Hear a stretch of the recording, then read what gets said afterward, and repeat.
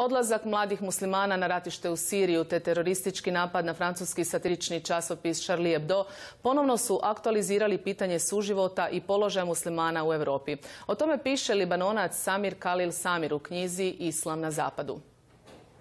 Poznati libanonski islamolog pozabavio se aktualnom temom, posebice u vrijeme kada u Europi raste antiislamsko raspoloženje nakon terorističkog napada u Parizu.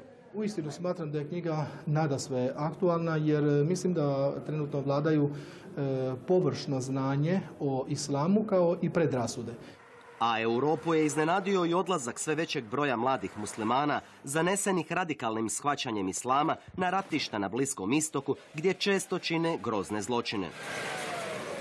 Mnogi mladi muslimani iz muslimanskih obitelji na radikalan način ponovno spoznaju svoju vjeru i imaju potrebu se vratiti korijenima islama koji često puta na neki način imaginarni islam i onaj realni islam koji su njihovi roditelji, na primjer, živjeli. Na Bliskom istoku nude im se mesijanske poruke, ali to je zlouporaba islama, kaže muftija. Posebice se ide u krajnost u takozvanoj islamskoj državi.